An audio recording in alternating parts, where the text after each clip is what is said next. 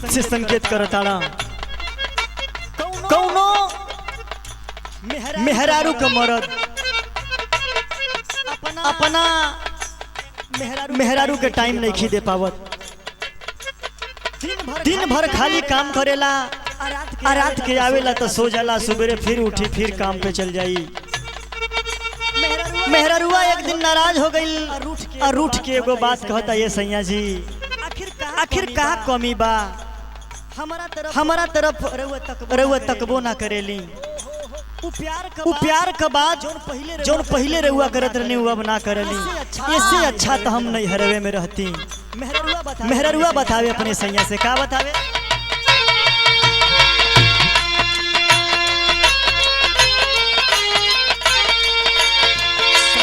ससुरा से नीक नहीं हरवे के पानी,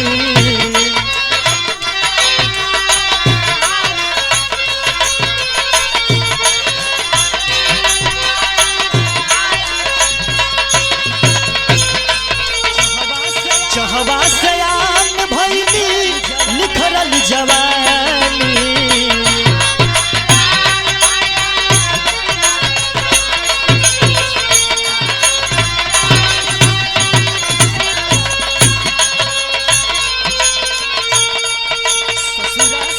ससुरा से नीक नहीं हरवे के पानी, जहवा से आन भइली निखरल जवानी। राउर दुलार प्यार हम कुछ न जानी, घर ही में रह के रउआ परदेस बानी, घर ही में रह के रउआ।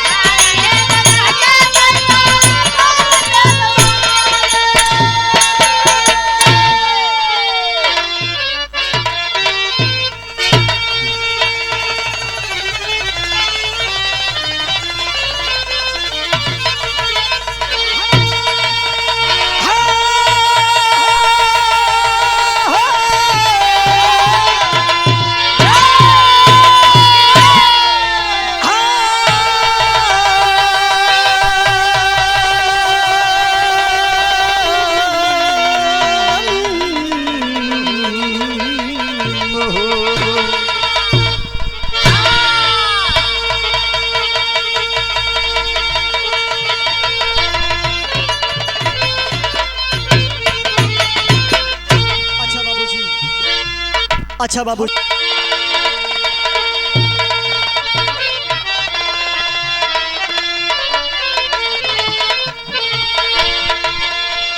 वाह खुदा तूने कैसी दिया ये गरीबी, जिस गरीबी में घुट घुट के मरते सभी। शान शोहरत या दौलत किसी को मिला, कोई खूनों की आंसू है रोता अभी। जिसके सर पे नहीं है छाया का ठिकाना, तन पे छोले नहीं मन में बोले यही।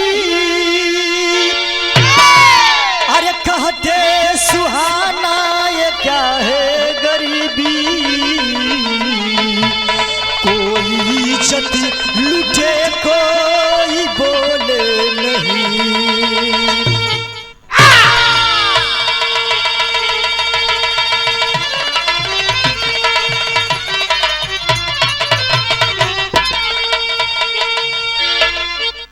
सुहाना ये क्या है गरीबी, कोई इज्जत लुटे कोई बोले नहीं।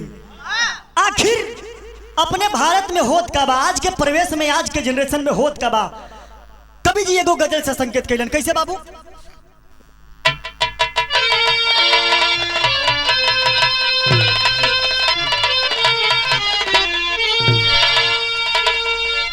अरे जो नजर चुराते हैं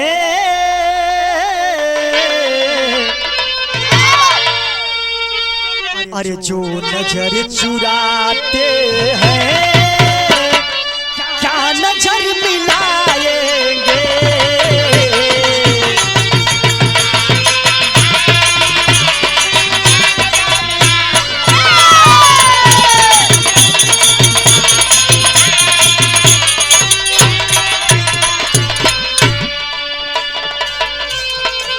लेकिन ये बाबू कवि जी भाव लिखलन अपने भारत के बेटियन के ऊपर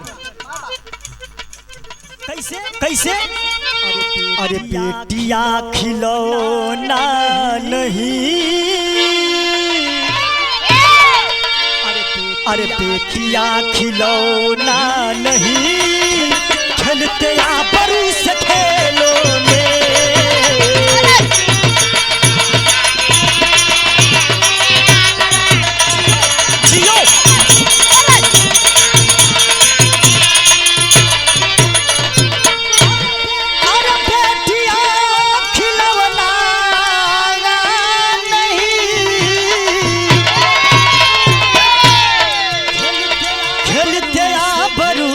खेलों में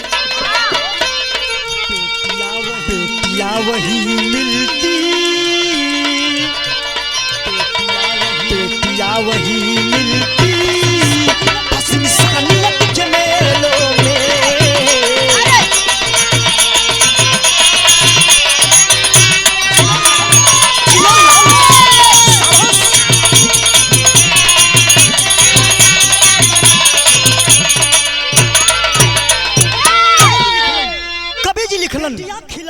बेटिया खिलौना नहीं खेलते आबरू से खेलों में अब बेटिया वही मिलती बस इंसानियत के मेलों में। एक एक लाइन पर ध्यान रखिया कहानी की शुरुआत हो गई कैसे बाबू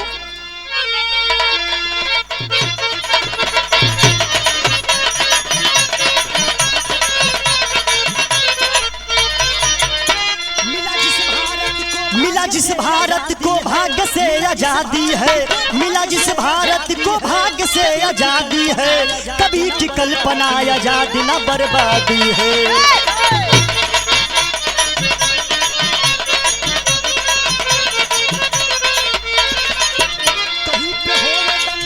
कहीं पे होवे दंगा मार पीट बातों में कहीं पे होवे दंगा मार पीट बातों में घूमते हत्यारे तलवार लिए हाथों में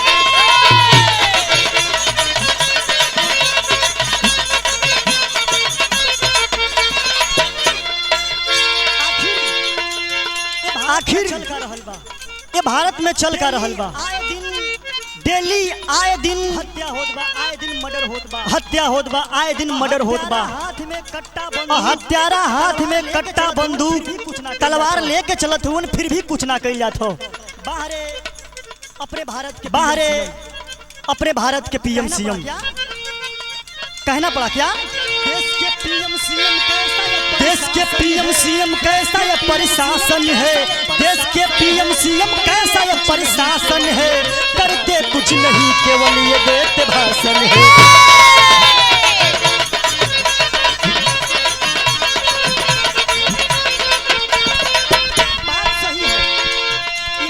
बात सही हो ये बात जो कवि जी लिखले हन ये बात पर आप लोग गौर करिए आखिर ये देश के पीएम नरेंद्र मोदी जी एक योजना चलाए नरेंद्र मोदी जी कौन योजना एक योजना चलाए कौन योजना है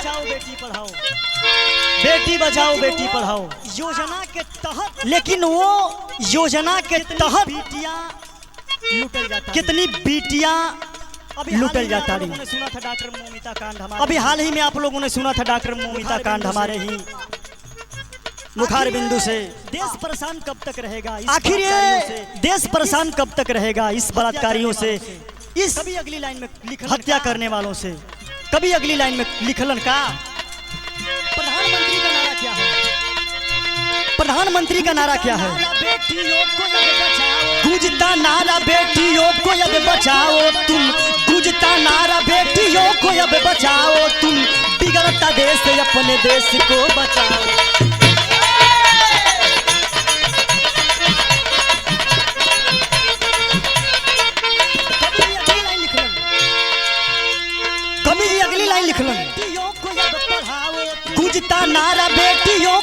पढ़ाओ तुम, गुजता नारा बेटियों को अब पढ़ाओ तुम, बिगड़ता देश अपने देश को बचाओ तुम।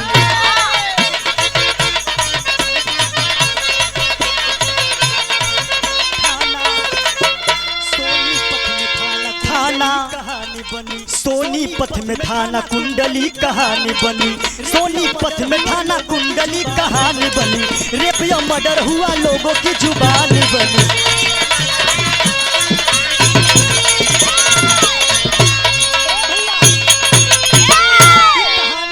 ए भैया ये कहानी एगो गरीब परिवार के अंदर, एगो गरीब परिवार बिहार प्रांत के अंदर एगो गरीब परिवार लालचंद साहनी, जौना परिवार के मुखिया के नाम बतावल गई लालचंद साहनी, पत्नी के नाम हेमा साहिनी।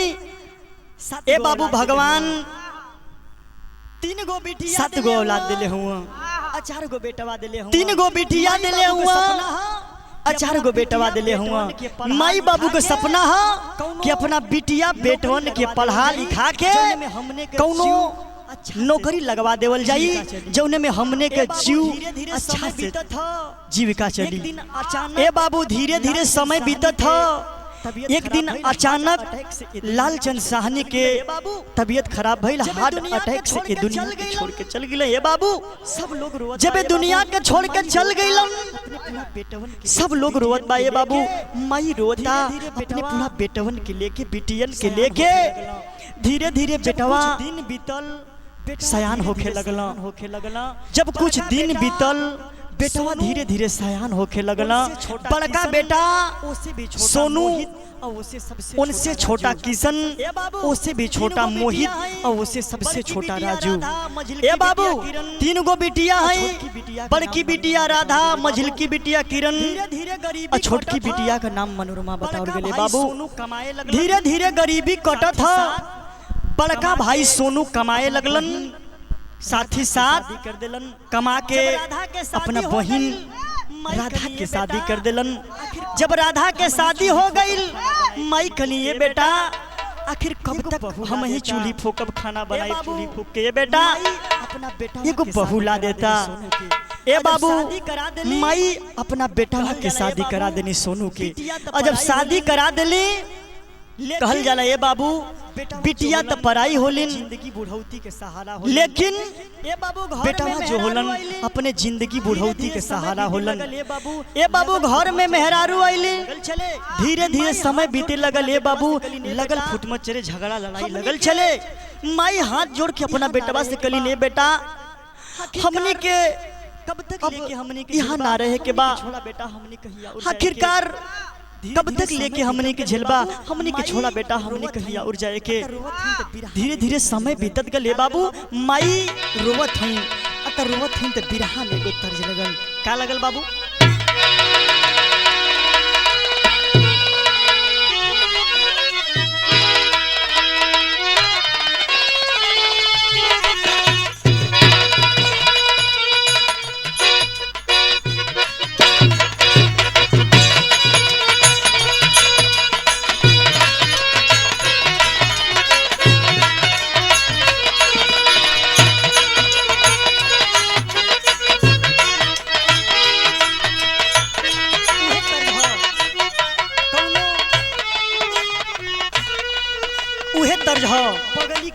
कौनो कि तोरा प्यार में हम इतना पागल हो गल बानी कि लोग पगली के पगला कहता। पागल कि तोरा प्यार में हम इतना पागल हो गल बानी कि लोग हमरा के पागल समझे लागल। पागल कहे रे पगली, हम भयल ना बानी लेकिन लोग तोरा प्यार में हमरा के पागल रगल कहे रे पगली। एगो हमार बात सुन, बतिया बतावे। का बतावे प्रेमी? सुन पगली सुन पगली रे,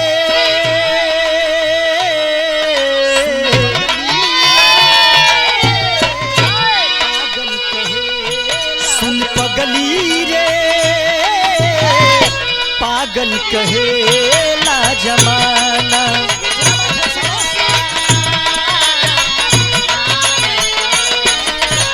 क्या बात है, शाबाश।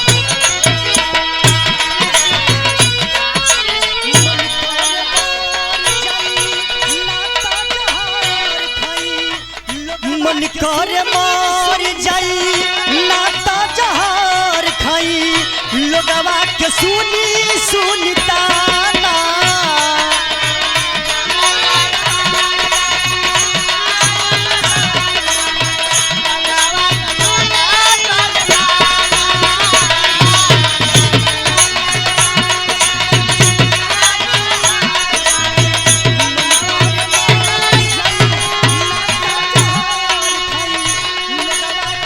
मन करे मर जाई नाता जहर खाई लोगवा के सुनी सुनता ना सुन पगली रे सुन पगली रे पागल कहे ला जमाना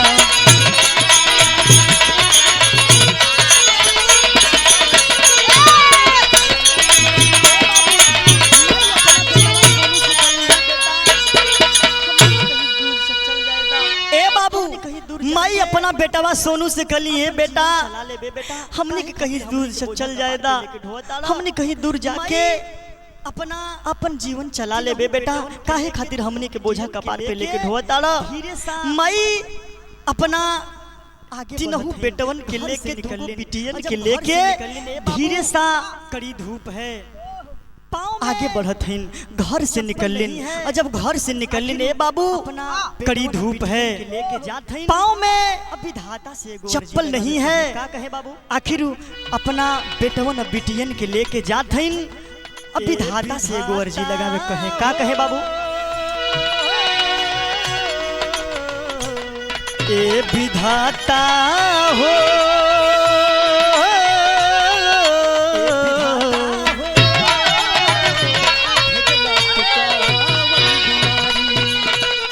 ए विधाता हो भेजला तुकावन बीमारी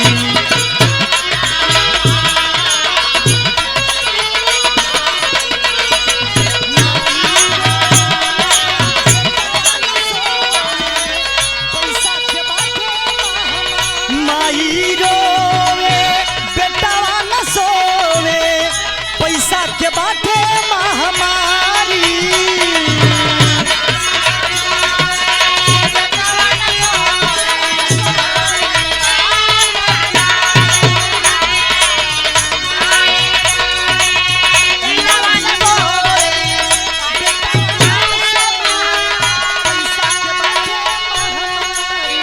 माई रोवे बेटावा न सोवे पैसा के बाटे महामारी ए विधाता हो भेजल तुकावन बीमारी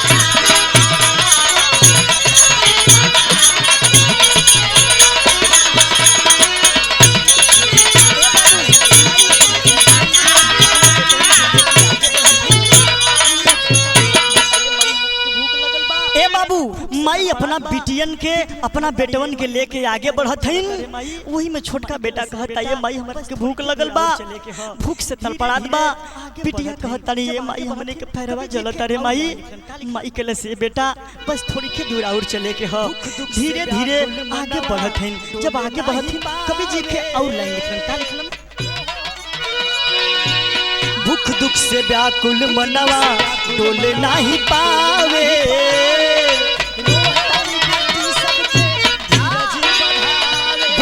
से व्याकुल मनवा डोले नाही पावे रोवताली बेटी सबके धीरज बढ़ावे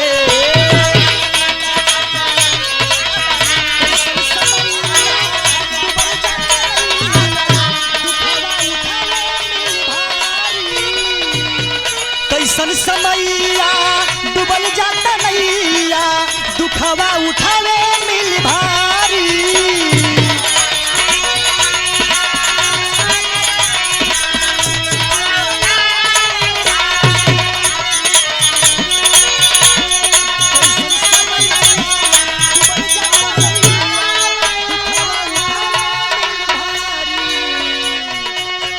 कैसन समैया डूबल जाता नैया दुखवा उठावे मिल भारी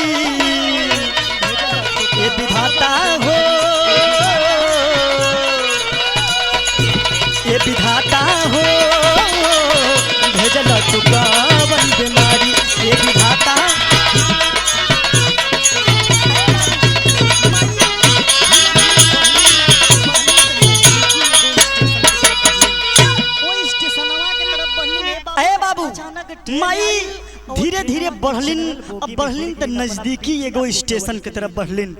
वो स्टेशनवा के तरफ बढ़लिन ए बाबू, अचानक ट्रेन आइल और वो ट्रेनवा के जनरल बोगी में हिल गिलिन अपना बिटिया बेटवन के लेके। पता नहीं है ये ट्रेन कहाँ जाएगी, हम लोग कहाँ जाएंगे। माई अपना बेटवन के अपना बिटियन के कहे, बेटी टेंशन मतला, फिक्र मत करा, जहाँ चलल जी अच्छा से कमा खा के रह लेवल जाई। रोज रोज के ताना या झगड़ा से पक गइल बानी जा हमनी के। माई अपना बिटियन के लेके चलिन, जब लेके चलिन तो कहाँ पहुँचलिन ए बाबू, बगल के गांव में जिला सोनीपत थाना कुंडली, वही कुंडली थाना के एगो बगल के गांव में रहे लगलिन। बगल के गांव में एगो त्रिपाल से 4 साल के समय मड़ई लगा के रहे लगली बाबू। धीरे धीरे बिटिया बेटवन के पालत हइन। समय धीरे धीरे बीतत गयल, साल 2 साल 3 साल 4 साल के समय बीत गइल। ऐसे ही ए बाबू धीरे धीरे बिटिया सयान भइली। बड़की बिटिया 17 साल के, छोटे बाबू 16 साल के। ए बाबू माई धीरे धीरे बिटिया सयान होत गईली। मझिलकी बिटिया 17 साल के और छोटकी बिटिया 16 साल के।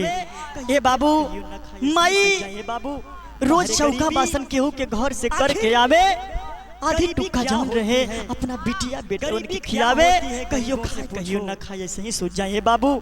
बाहर गरीबी होती है, आखिर गरीबी क्या होती है, गरीबी क्या होती है गरीबों से पूछो।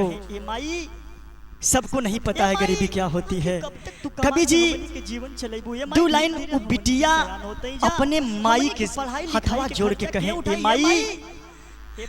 माई आखिर कब तक तू कमा के हमनी के जीवन चलेबू। ये माई धीरे धीरे हमनी भी सयान होते ही जा, हमनी के पढ़ाई लिखाई के खर्चा के उठाई। ये माई ए बाबू माई से कहे हथवा जोड़ के बिटिया, ये माई एगो बात कहल चाहता नहीं रे। माई करस बिटिया बोला, कौन बात बा, कौनो कुछ कहला का बेटी। माई से हथवा जोड़ के किरण करे से माई क्यों कुछ कहला सना रे, लेकिन एगो बात सुन माई, तू घरे के खर्चा मर मर के काम करेली माई, हमनी से देखल न जाला, हमनी भी धीरे धीरे सयान होते जा। मन करत माई हमनियो कुछ काम करल जा, 100-200 रुपया के कमाई होत, घरे के खर्चा भी चलत, हमनी के पढ़ाई भी चलत।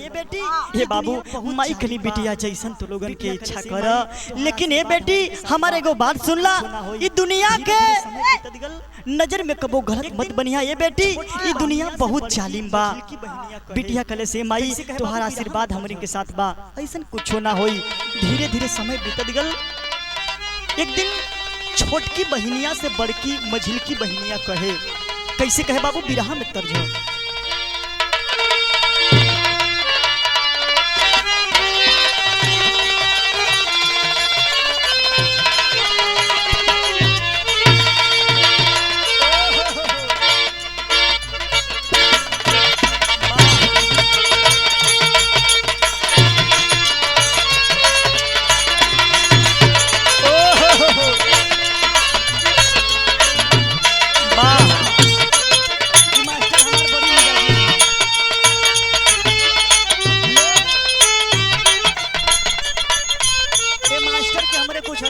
देखो ई मास्टर हमार बड़ी मिजाजी हुआ, ई मास्टर हमारे मिजाजी हुआ, लोग तर्ज बजौले हुआ।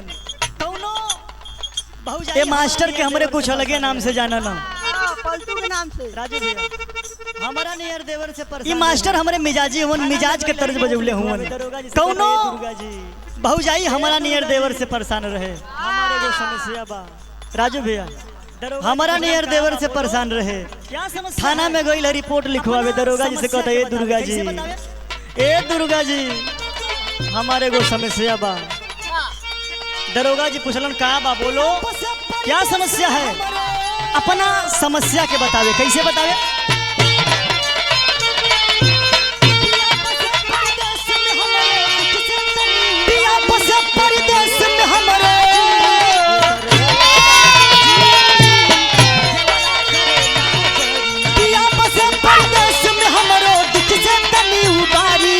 दरोगा जी, ये दरोगा जी देवरा करे ना बरियारी, ये दरोगा जी।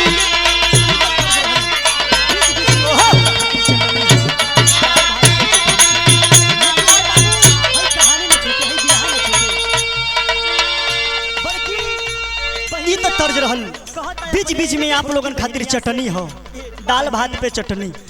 लेकिन हे बाबू हई कहानी न छूटे, हई बिरहा न छूटे। अपना पढ़ाई के कैसे चलावे, बल्कि बहनिया कहता है अपने छोटकी बहनिया से कि बहनी पेट चलावतिया। आखिर हमने बहनिया बतावे छोटकी बहनिया से अपना पढ़ाई के कैसे चलावल जाई, अपने जीवन के कैसे चलावल जाई।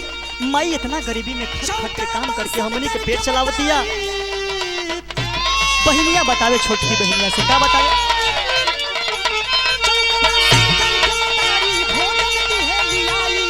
चौका बासन करके मतारी,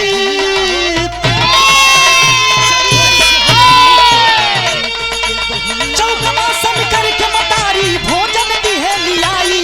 ये बहनिया हो, ये बहनिया हो, चली कैसे हमनी के पढ़ाई। ये बहनिया हो,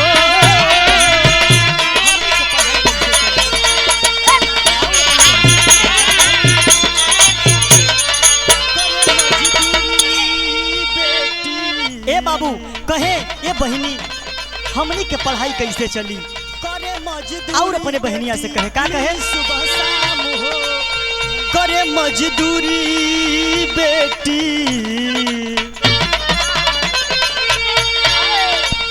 करे मजदूरी बेटी मिली सुबह शाम हो।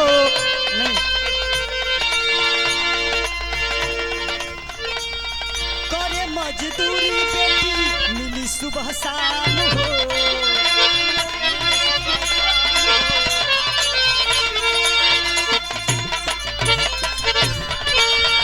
करे मजदूरी बेटी मिली सुबह शाम हो।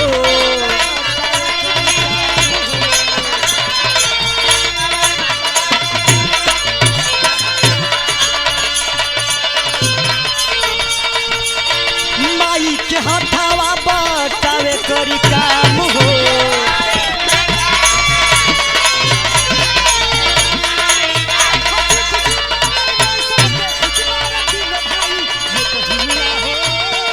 हंसी खुशी बामन में सबके,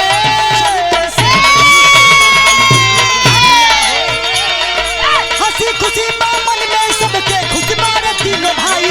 ये बहनिया हो, ये बहनिया हो, चली कैसे हमनी के पढ़ाई। ये बहनिया हो, ये बहनिया हो।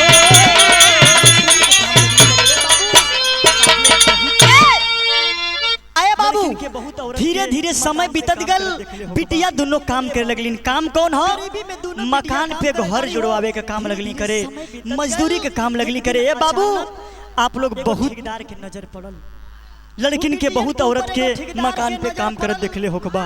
जे बाबू ठेकेदार के नाम बता। गरीबी में दोनों बिटिया काम करत आनी हो। धीरे धीरे समय बीतत गल, एक दिन अचानक एगो ठेकेदार के नजर पड़ल।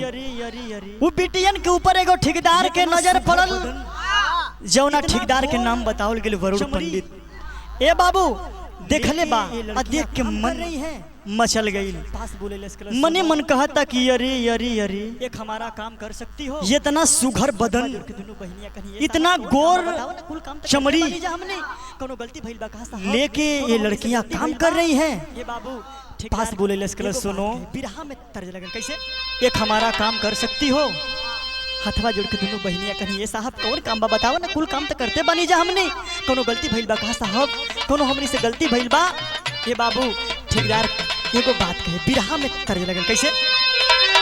कौनो लड़की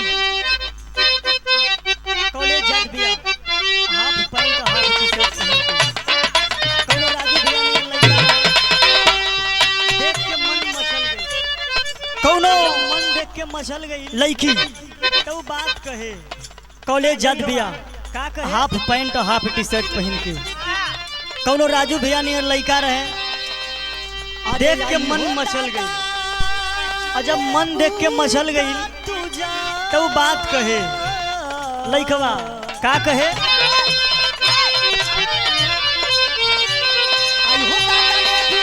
अरे आई हो दादा लेबू का तुझा,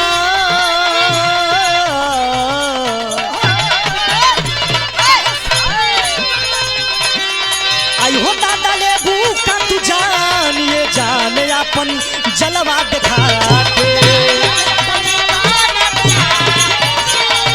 ओहो शाबाश।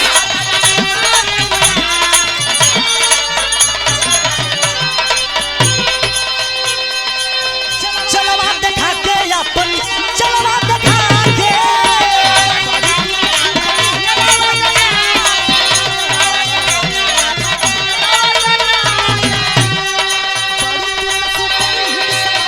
जलवा दिखा के अपन जलवा दिखा के।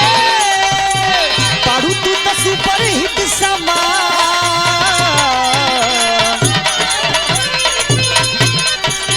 पारू तू तो सुपर हिट समान ये जान अपन जलवा दिखा के। ओहो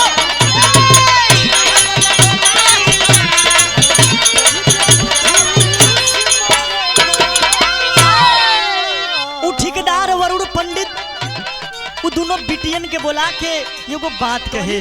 कैसे कहे बाबू? अरे की करी देब खुश मोरे माँ।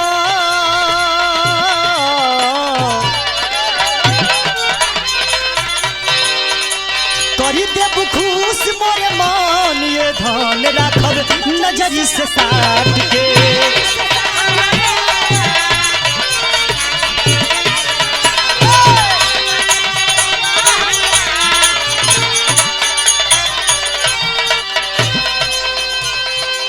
नजरी से साथी राखब नजरी से साथ के।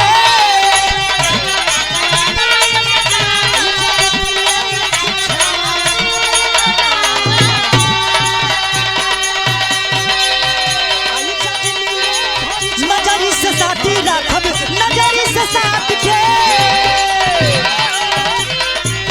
आई जब मिले एक क्षण।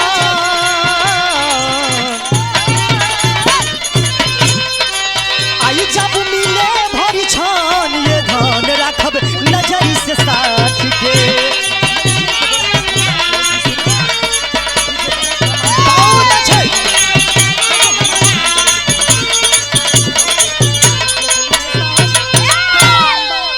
अये बाबू यहाँ से काम वो दोनों कहीं और काम लगावल चाहतनी का।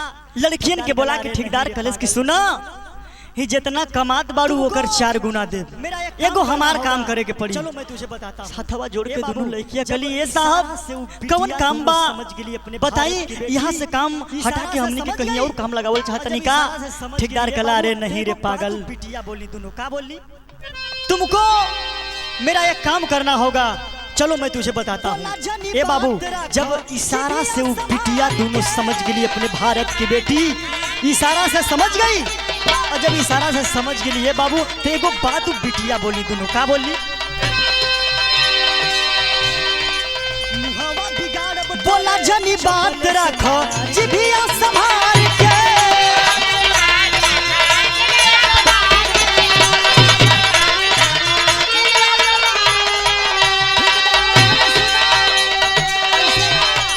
मुहवा बिगाड़ब तोरे चप्पल से मार के।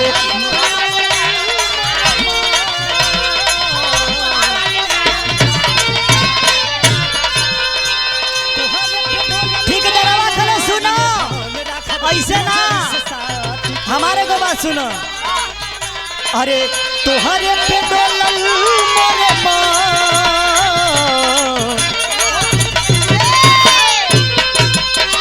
तोहरे पे डोलल मोरे मान ये धान राखब नजरी से साथ के। ओहो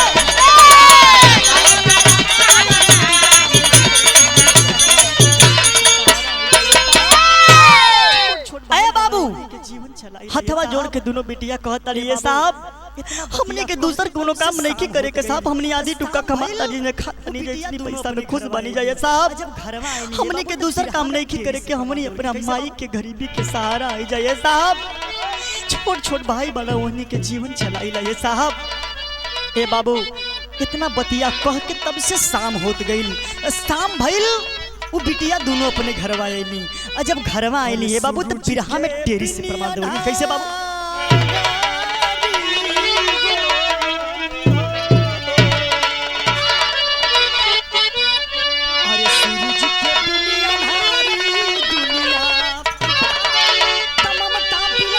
अरे सूरज के बिन अन्हारी वो सूरज के बिन अन्हारी, अरे सूरज के बिन अन्हारी दुनिया तममता बिलख रही है गम के दिया बारी। ममता बिलख रही है गम की दिया बारी, सूरज के बिन अन्हारी दुनिया। ए बाबू वो पंखा के चला के शाम हो गई, धीरे धीरे शाम भयल। रात को 9 बजे था। माई कले से बेटी लोग जल्दी जल्दी से खाना पीना बना ला, गर्मी के मौसम बा, जल्दी जल्दी से खाना पीना बना ला। बेटिया खाना पीना बना के खा के घरवा में एगो छोटा सा पंखा रहले बाबू, वो पंखा के चला के सूतल हईन। अचानक 12 बजे रात में कौन काम बाटे बताई। 4 लोग, ए बाबू 4 गो पापी आके दरवाजा ठोके लगलन। जब घर के अंदर जब दरवाजा ठोके लगलन ए बाबू, लोग माही दौड़ल गईल, दरवाजा खोलस कलस कहा साहब के सामने देखलस सताए हुए हथवा जोड़ के कलस साहब इनके इतनी रात के कौन काम बाटे बताई।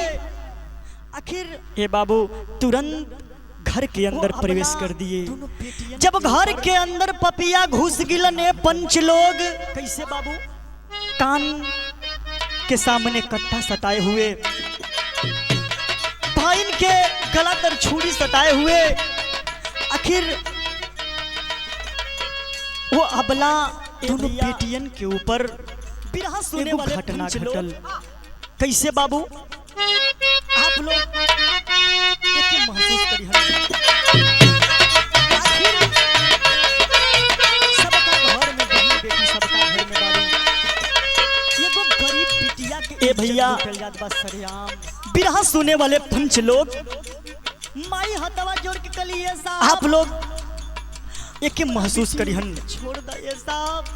आखिर भैया अंदर घुसला माई के कन सबका घर में बहन बेटी, सबका घर में बारी एगो गरीब बिटिया के इज्जत लूटल जात बा सरेआम। के ऊपर गर्दन तक छोड़ी लगौले माई हथवा जोड़ के कलिए साहब, बाहर निकलल तक गला रे हमारा बिटियन के छोड़ द ये साहब। हाथ जोड़ 4 पपिया अंदर घुसला, माई के कनपटी तक कट्टा लगौले हुआ। के छोड़ दा वो साहब। तीनों भाई कैले बानी ये साहब, वो भाइन के ऊपर कौन गुनाह कैले बानी। गर्दन तक छोड़ी लगौले हुवन। कलन अगर ये को आवाज बाहर निकलल तक गला रेत दे। माई हाथ जोड़ के झरझर झरझर रोत बा ये साहब।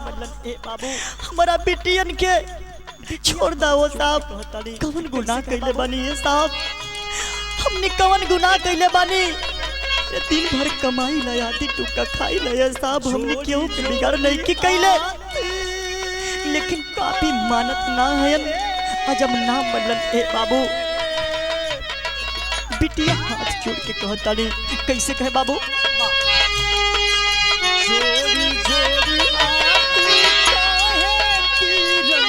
जोड़ी जोड़ी आती काहे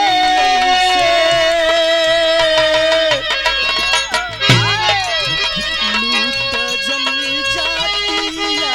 जोड़ी जोड़ी आती काहे किरण अत्याचारियन से, कहे अत्याचारियन से।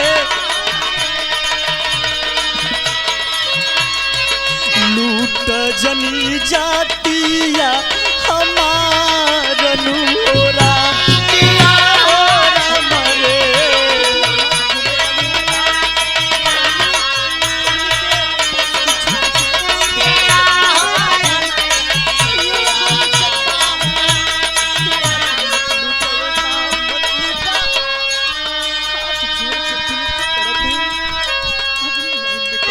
बाबू पिटिया हाथ जोड़ने वाली ये साहब, हमने के पास कुछ नहीं के साहब, धन दौलत ना ये बाबू, ये एगो इज्जत बा, ये करा के मत लूटा ये साहब, मत लूटा।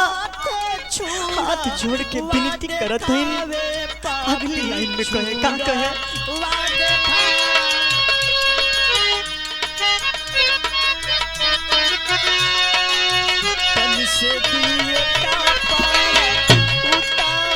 बार बार पकड़ी हाथ छूड़ा वा देखावे पापी छूड़ा वा देखा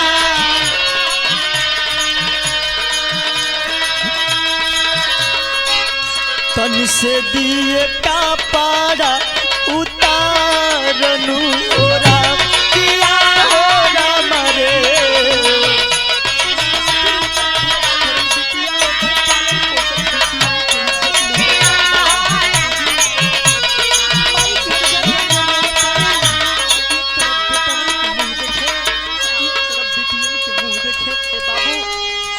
बाबू माई की रखिया के समनवा आखिर ओकर फायदा करल बिटिया ओकर पालल पोसल बिटियन के इज्जत लूटल जात बा आए है बाबूजी माई झरझर झरझर रोवत थाड़ी एक तरफ बेटवन के मुंह देखे एक तरफ बिटियन के मुंह देखे ए बाबू चीखती चिल्लाती ओ लड़की ए साहब माई झंखत बाबू माई एगो बात कहे का कहे झंखे माई ममता भरी लाचारन माई के मदेवी करे रोई के गो आरावा रे रोई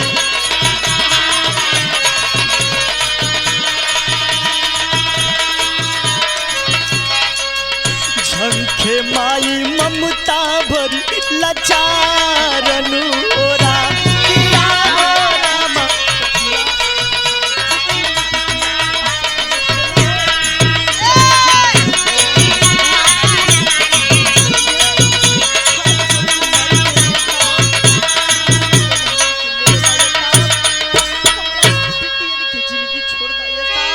बाबू धीरे धीरे बाबू छा पपिया वो किरण बिटिया के इज्जत लूट लेला हो जब इज्जत लूट लेला है बाबू बिटिया बेहोश पड़ी है हाथ जोड़ के माई के ये साहब जब चाहत रहल हमने से ले लेला ये साहब हमारा बिटियन के जिंदगी छोड़ दा ये साहब लेकिन पपिया कैलन का बाबू के देवे ले जा मुहवा पकड़ी चारो देवे ले जा रावा के देवे ले जा रावा के छल के नहीं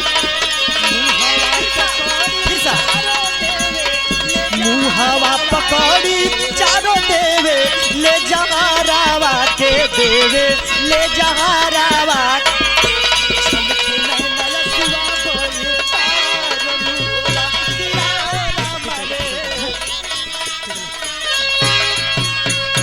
मुहवा पकड़ी चारो देवे ले जा रावा के देवे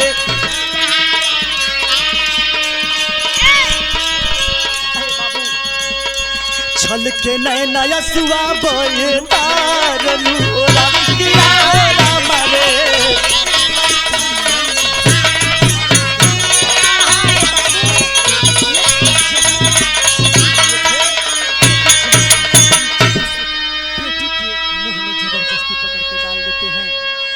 बाबू चिखाता चिल्लाता इज्जत के लूट ले ये बाबू जब इज्जतिया लूट ले ये साहब आखिरकार मन में खुरपाती दिमाग में कुछ चलत बा ए बाबू एक जहर की शीशी लिए थे जो कि जहर का शीशी उस बेटी के मुंह में जबरदस्ती पकड़ के डाल देते हैं बिटिया रोवत था अगर अपने चिखाता चिल्लाता अपने बेटों को देखना दोनों बहनी रोवत था ये साहब हमनी की जिंदगी छोड़ दा ये साहब हमनी के पास कुछ नहीं है लेकिन बाबू पपिया ना मलन और तुमको जहर की शीशी लेकर के जहर मुंह में डाल दिए जहर मुंह में जब डाल दिला ए बाबू आखिर धमकी देके गइलन माई फपी सुनो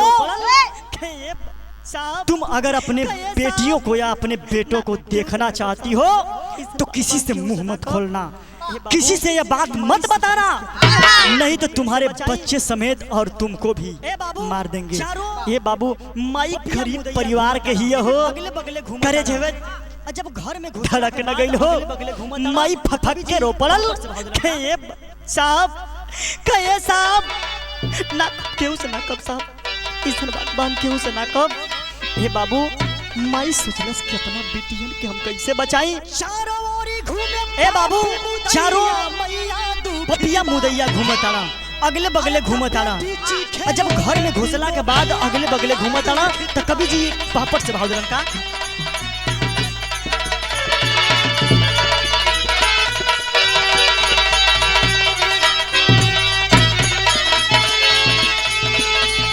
चारों ओरी घूमे पापी मुदैया मैया दुखित बा। अरे तब बेटी चीखे रोवे तीनों भैया मैया दुखित बा।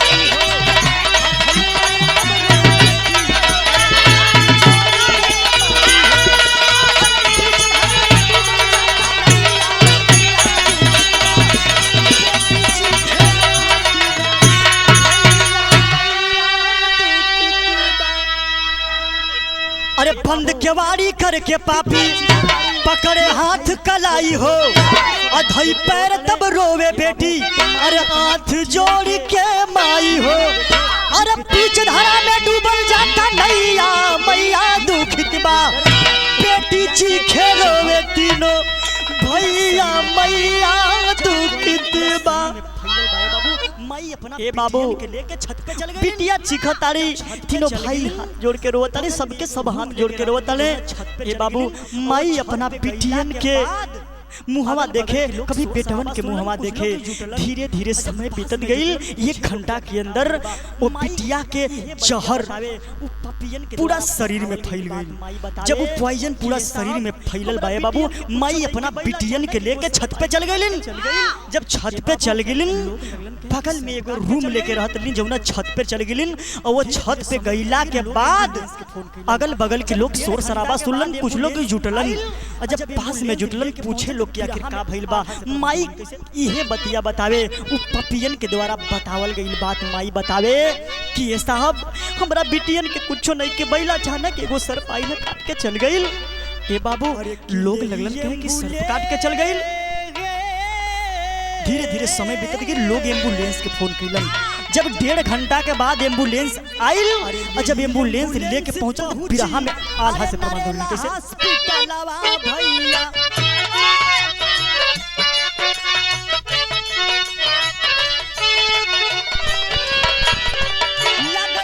अरे किले एम्बुलेंस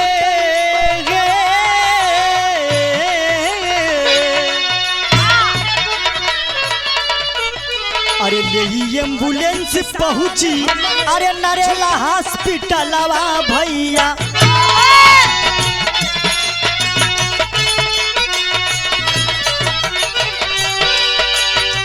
लगल बाट भीड़ जहवा जुटल हो जवा।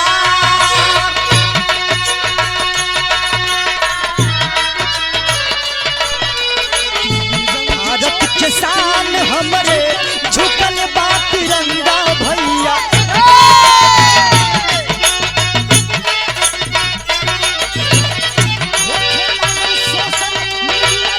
बदलल बलोगा वन के कैसन हो विचार।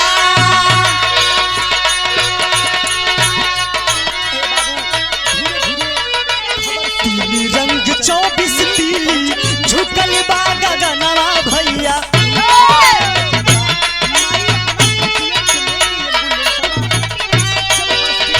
होखे लागल सोशल मीडिया न्यूज बेवछा।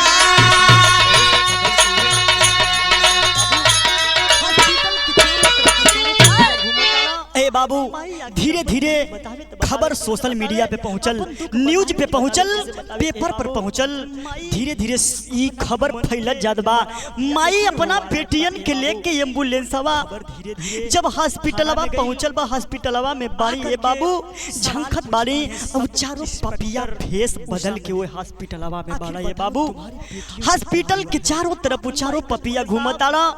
माई आखिर अपन दर्द बतावे तो बतावे कैसे बतावे, अपन दुख बतावे तो बतावे कैसे बतावे। ए बाबू माई अपना मन के मनावत दिया, लेकिन रोआ जात बा। ए बाबू खबर धीरे धीरे थाना में गई, आ करके सवाल पूछती हैं सब इंस्पेक्टर उषा मलिक, आखिर बताओ तुम्हारी बेटियों को क्या हुआ है। माइकल से साहब हमारा बेटी कुछ नहीं के बैले साहब, ये गो सांप आइल समय पाके हथवा में काट के चल गई ये साहब। दूर गिलन कलस की नहीं, तुम जरूर कुछ छुपा रही हो माई। पूछले के कहिए बाद ओ माई हम कुछ नहीं के छुपावत, हम कुछ नहीं के छुपावत। बिटियन के आखिरकार ये बाबू धीरे धीरे वो चारों पपिया चारों तरफ घूमत हुवन।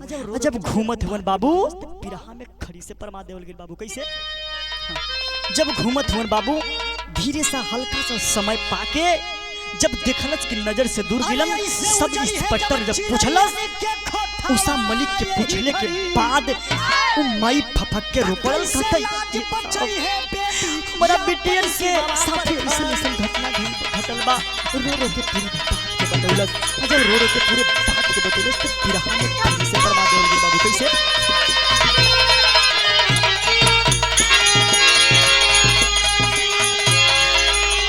ऐसे उजरी है जब चिड़ैयन के खोठावा यही घड़ी, तक कैसे लाज बचई है बेटी यापन सिमवा पर घर।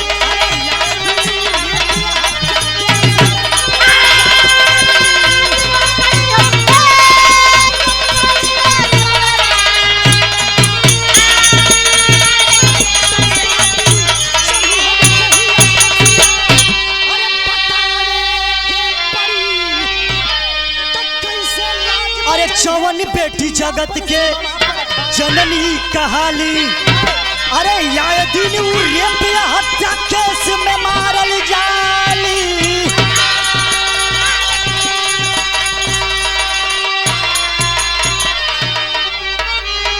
तब पापी चढ़ी हल कहिया फसिया, अरे बतावे के पड़ी तक कैसे लाज बचाई है बेटी यापन सीमा पर खा।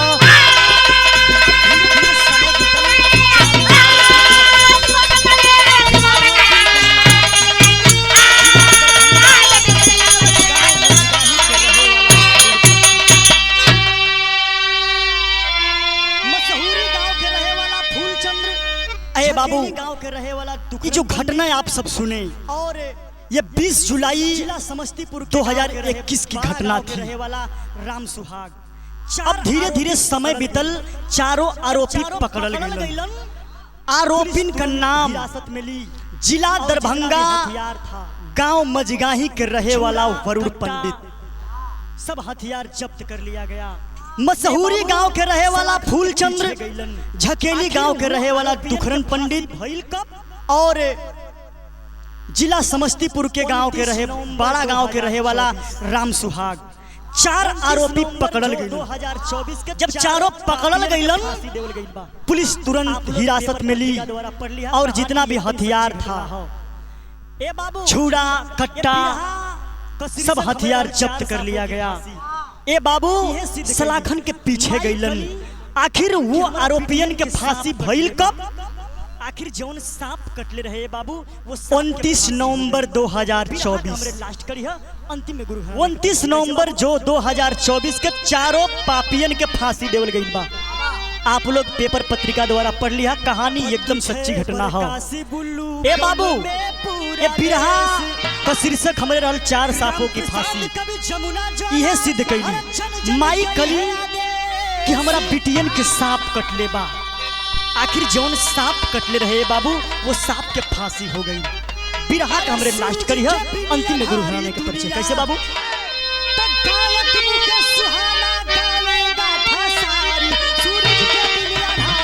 तुझे बरकासी बुल्लू गम में पूरा देश।